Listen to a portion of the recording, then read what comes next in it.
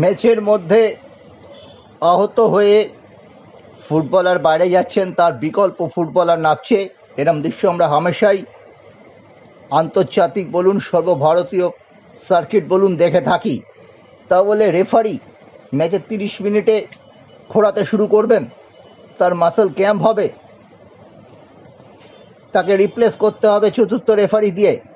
অবিশ্বাস্য ঘটনা, কিন্তু এমনটাই ঘটেছে ডুরান্ডের প্রথম সেমিফাইনালে শিলং লাজং এবং নর্থ ইস্ট ইউনাইটেড ম্যাচে।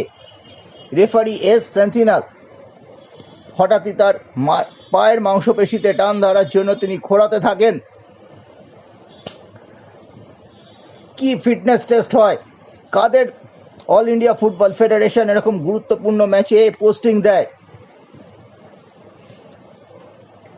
আমরা দেখতে পাচ্ছি পুরোটাই একটা র্যাকেট কাজ করছে রেফারি পোস্টিংয়ের ক্ষেত্রে।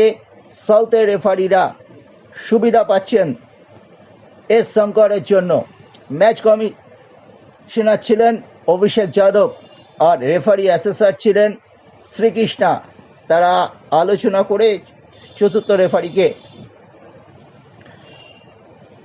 ম্যাচ পরিচালনার জন্য নামানো হয়, আর যিনি রিজার্ভ রেফারি ছিলেন তাকে ফোর্থ অফিসিয়াল হিসেবে বসিয়ে দেওয়া হয়। হায় রে ভারতের ফুটবল! দেশের ফুটবলের শীর্ষে রয়েছেন একজন প্রাক্তন গোলরক্ষক কল্যাণ চৌবে।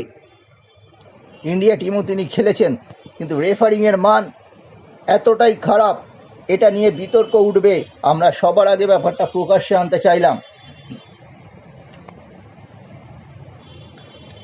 প্রতীক মণ্ডলের মতো রেফারিদের উপেক্ষা করে এরকম ফিটনেসের যাদের অভাব তাদের কেন ডুরান্ড সেমিফাইনালে পোস্টিং দেওয়া হবে?